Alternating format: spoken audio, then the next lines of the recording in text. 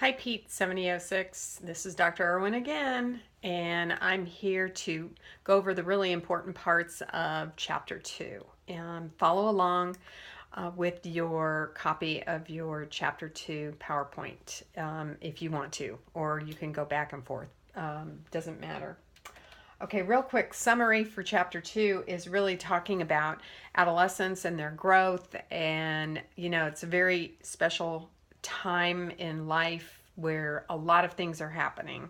So, teaching anything, much less complicated motor skills as well as tactics and strategies of games, can be kind of difficult. One day they're great, the next day they're, in la la land. So, understand that, especially middle school, and then going into high school in particular, kids are developing physically and mentally, so be prepared for a lot of variability. Um, and that's basically what chapter 2 is about, and how to deal with all of the differences.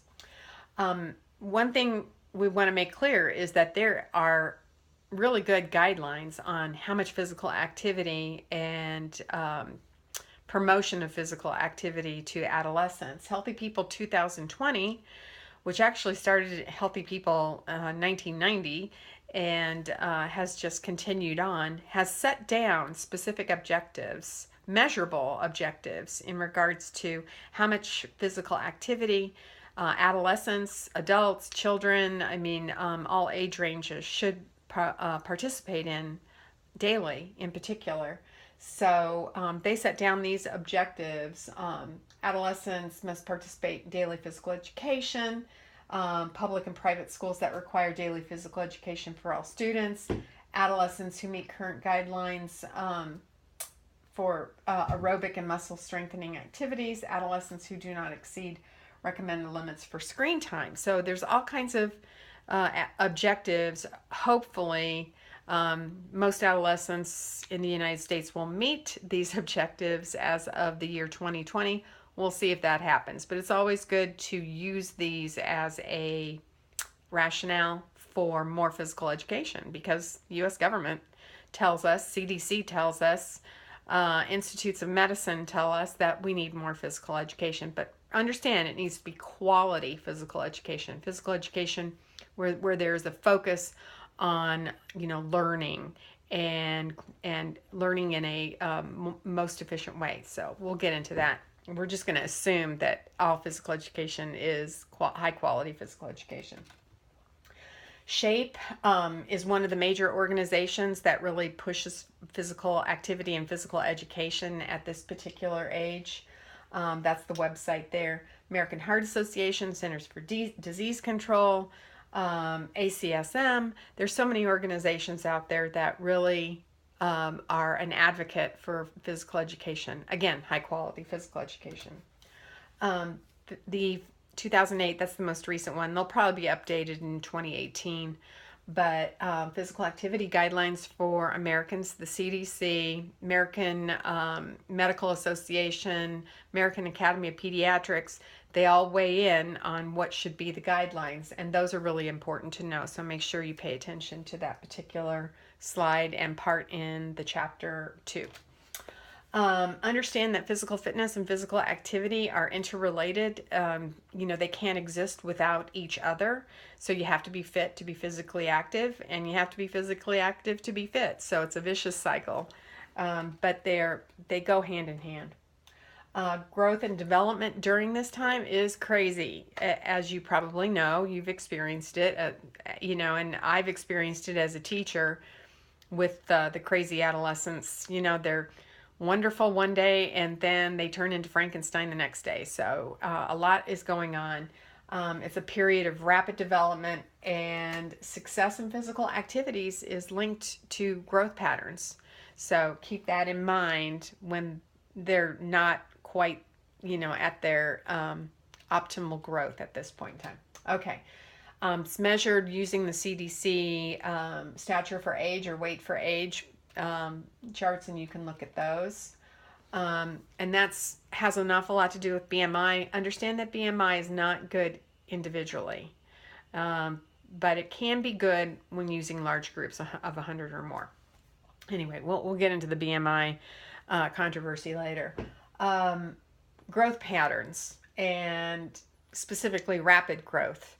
Understand that adolescent females on average decline in, they don't participate in physical activity as much as they used to.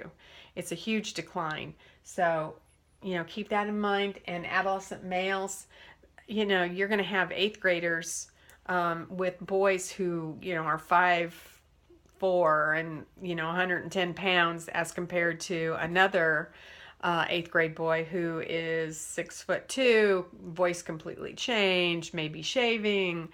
So there's a lot of variability with boys, probably more variability with boys than females. And so they're going to have different outcomes in regards to motor skills. There's a negative influence on learning motor skills.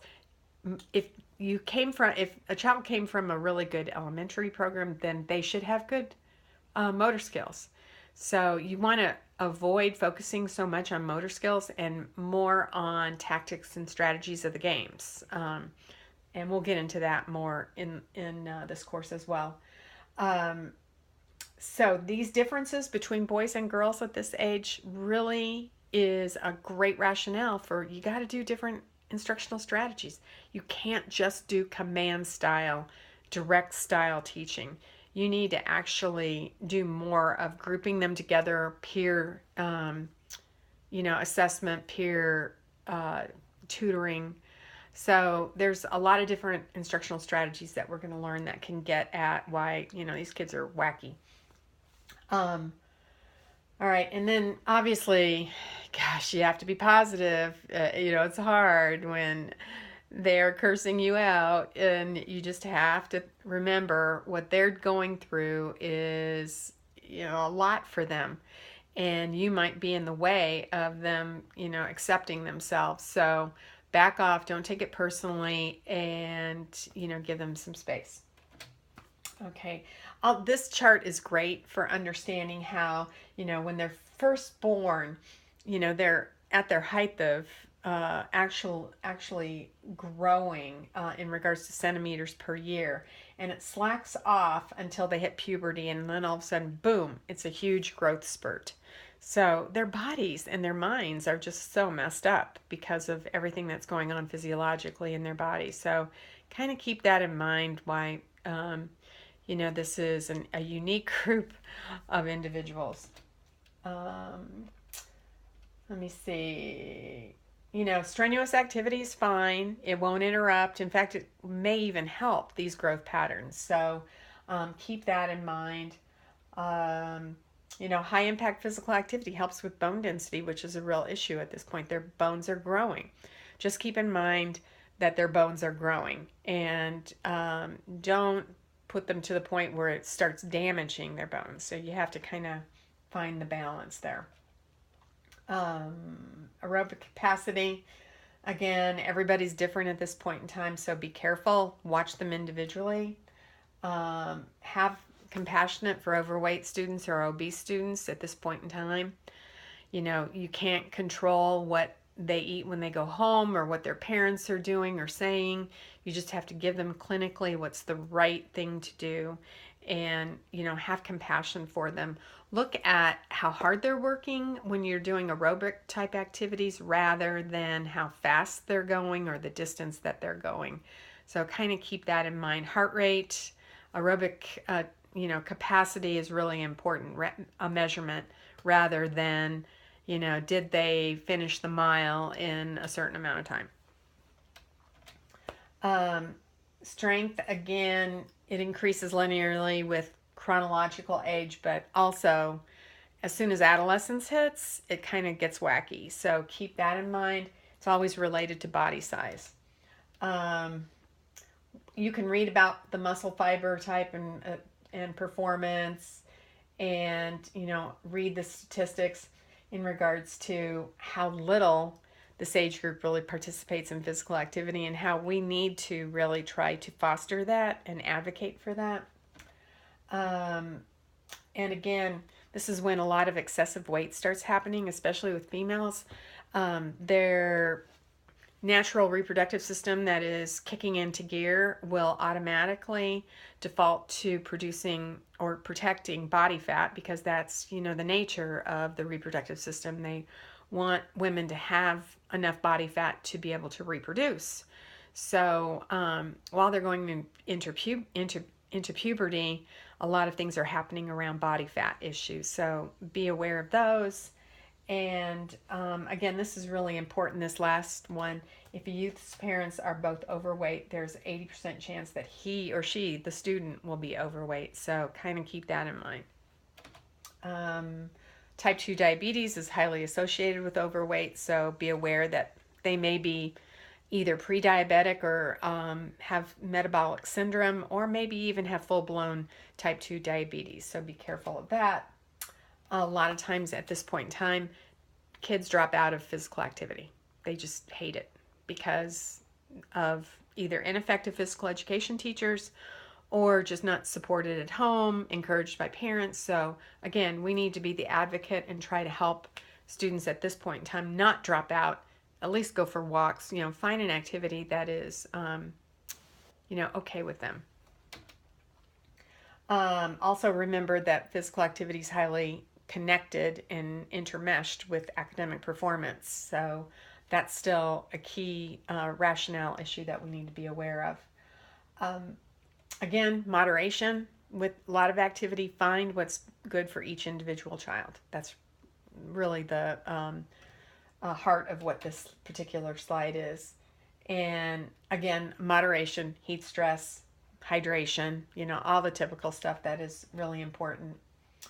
Again, the distance running, the mile run is such a big deal with middle school and high school kids. They don't want to sweat. They hate it.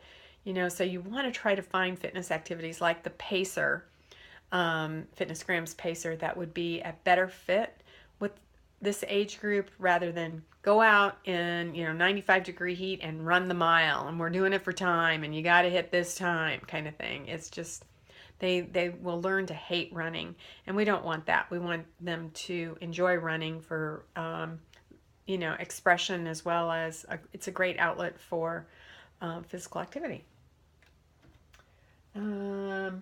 Resistance strength training, again, be careful about body size and how much that you tell them to lift.